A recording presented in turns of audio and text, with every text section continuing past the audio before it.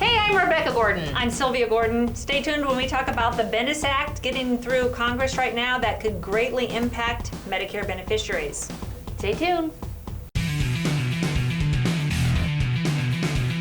All right, can I take this off? Please, dear God, take this off. You know, today... I cannot breathe. Okay, so what is the Bennis Act? The Bennis Act. I'm glad you asked that question, Sylvia. Allow me to read. The Bennis Act stands for the Beneficiary Enrollment Notification and Eligibility Simplification.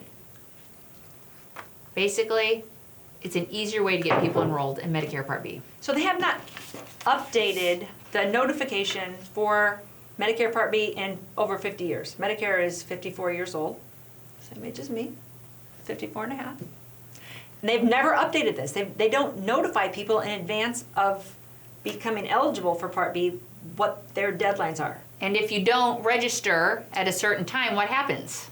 You get a penalty, a 10% penalty. I can't talk. It's okay. Penalty. And a lot of people get snagged in this. How many people in 2019 were paying a penalty? See if she paid attention. Over 749,000 people Are paying a penalty. Which, to me, that sounds like a tax. Yeah, if they don't tell you about it and everybody steps in it, that's Yeah. a lot of extra money. It sounds like somebody's making some money and taking advantage of our seniors. Because that's a crock. This bill right now has a lot of support, although it's had support in the past too. But they think that no-brainer. NAHU thinks that the conditions are right, even though it's an election year and things get derailed, to actually get this passed. And everybody, big deal. all the living past leaders of CMS all support this. Like, everybody supports this. So unless something derails it, this should get passed, which is why they're not tying the COBRA to it. So as you may also be aware, this COBRA thing has come up for years, and we had a lot of support, and it always gets ripped off. They think that we had a nice call. I'm on the Medicare Council with NAHU, and last week they said, we feel like it's better to separate the COBRA because the COBRA does have some controversy tied to it. The fact that COBRA is not credible coverage. Okay, those of you that don't know what I'm talking about, it's not credible coverage. People think, cool, I'm on COBRA. Right. Then they have a Part B late enrollment penalty because they didn't realize COBRA was not a viable, credible coverage. And then it's too late, they have this 10% penalty forever. It's not fair, it's stupid, we need to clean it up, but you have to have the political capital to do it. And according to Janet Troutwine, sometimes it's easier just to pull it off a bill and just make it its own standalone little thing that can just kind of slide through on its own. Get one thing done. So what can agents do right now? Is there anything that we can do to help with this act? That's what she said. She's like, we don't want a big call out. We don't want the Operation Shout where you call your representatives. We just want this to quietly, Getting it out. hopefully get in and get out, the COBRA. But the Bennis Act is the one they think has the most likelihood of getting passed, and that has the most broadest appeal because that everybody that's getting ready for Part B, they don't know the rules. They don't know where to go, when to go, what happens. So let's just hope that gets through. So I want to talk about our AEP. We will be doing our event live and live streaming on Friday, August 14th.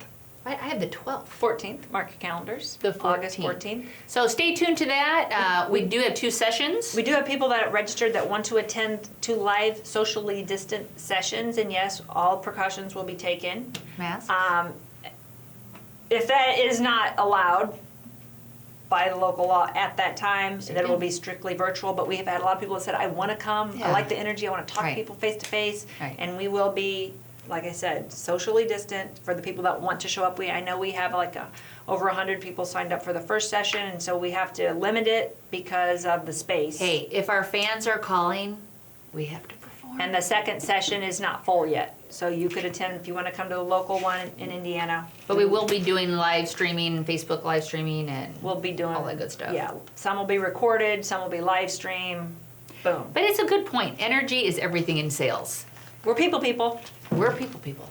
Just ask our husbands. Mutual of Omaha kind of shocked the world by announcing last week that they will be retiring their logo, which is of an Indian chief head. So they're going to dedicate over $1 million to inclusivity and diversity. And I don't think there was too much outcry over their logo, but right now everybody's thinking about their imagery. And so that'll be interesting because they don't know what they're going to replace it with, but that, like the Washington Redskins and a lot of these organizations, they don't know what we're going to do, but we're going to do something. Do something. And that's interesting. Do something positive. Because Mutual Omaha is a very old company, and for them to recognize the need to it's clean pretty it up. interesting.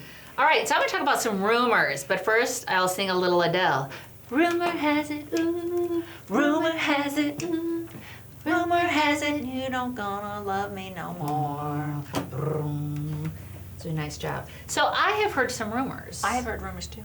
I have heard rumors that we have been purchased by Integrity Marketing. I have heard rumors that Integrity refused to buy us because they said we weren't a good fit, which was kind of insulting. It's kind of insulting. But yeah, rumors are flying all over the industry right now, and I would like to give you a lottery ticket, which could make you a millionaire if you win, if you hit one of these scratch-offs. I have 4 lottery tickets for 4 people if you tell us what you heard. What have you heard? Because it's kind of fun.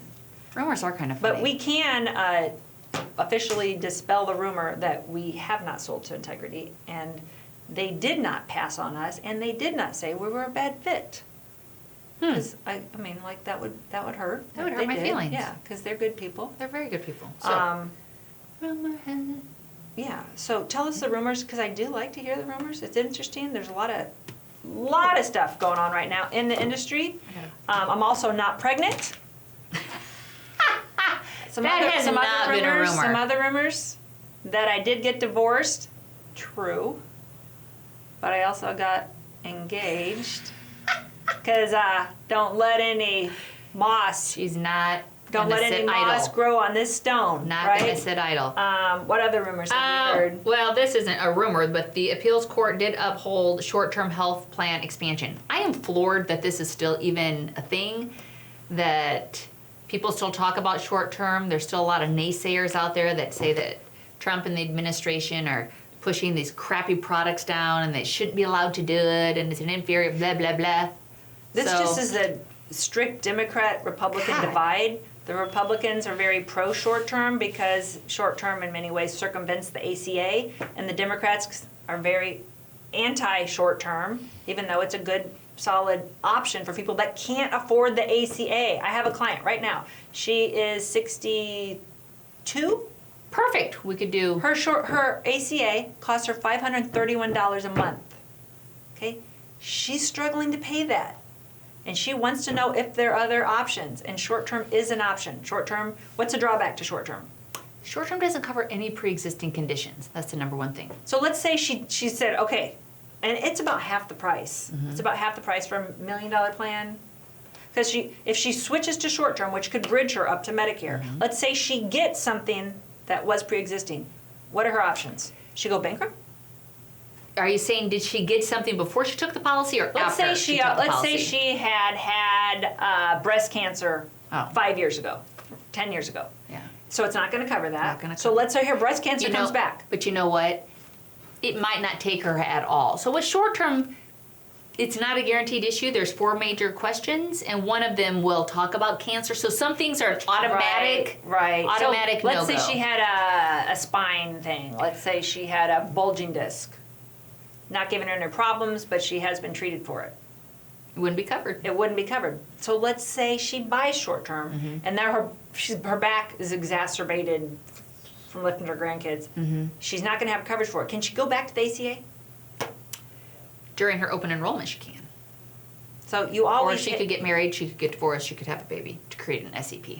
Yes, but during open enrollment, she can always jump back on. You can always jump back too. On ACA. Yeah. So there's some maneuvering. People want options. They want you to Everybody give them wants some options yes. instead of just say, ACA is real expensive. Sorry. Talk to me at 65 when you're ready for Medicare. Sure. I mean, people. I don't like it. It's kind of like a chess game. But it is an option. Do you go this way? Do you go this way? Do you go this way? Do you go this way? So if you're in that under 65 market, and we do have more carriers opening up, which is encouraging, in different counties and different states, reach out to your marketer, hit us up in our comments. I was going to say like, love, share us. You can do that also. And we're great at options. And that's really one of the cool thing about our senior marketing team is that they all came into the market with under 65. So they all have that under 65 kind of foundation, which the two go together. It's health insurance, young and old. But we can give you options and Hey, Dad, directions. come on in.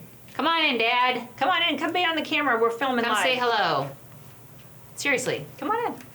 Want me to do what? Here, Just come come in all and the way say over hi. here and say hi.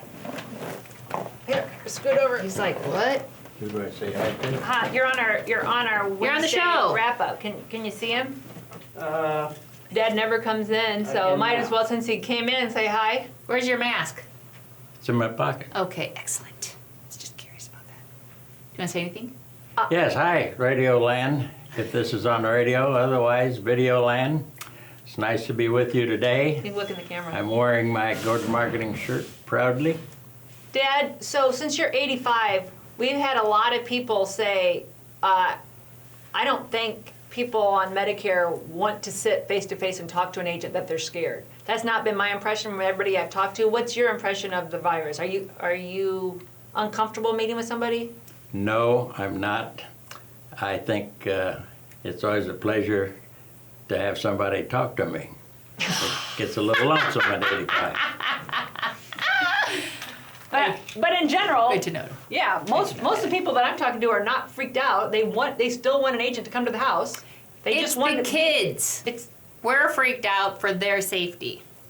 I think that's fair to say. Do you have anything you want to share with agents out there? But that camera right there.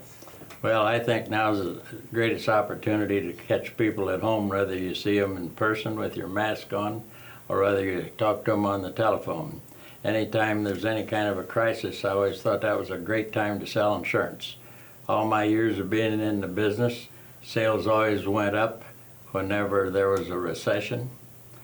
Or at Christmas time, the month of December was always the best year of the month, all my years in business, where most people think that's an excuse not to work. People are at home and they're in a buying mood. Right now, people would love to talk to somebody about something other than the coronavirus. Amen. Amen. Amen. Okay, thanks Well, for thanks, thanks Dad. for joining us, Dad. Got to kick you off the set now. It's been my pleasure. I will. You can stay in the corner and watch because you will find this interesting. This is a lead that came back in, and it says, "Just so there is no misunderstanding, kiss my ass." That's nice. And I love it when people That's nice. write me little messages on my lead cards. I used to keep those in a box under my desk. I wish Those I are would have great. kept them there, but yeah. I want to send him a Christmas card. Yeah, well, yeah, and interesting. Probably should have whited him out, but let's just keep him up there because he returned that to us.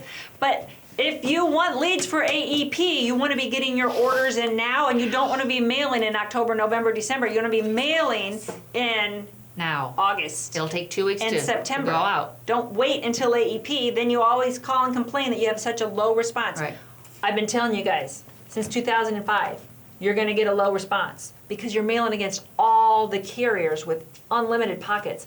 If you want a direct mail to get leads for AEP, get them in the mail in August and September because the carriers are going to come up Blanket. against you Give 'em a in blanket. October, November, and December.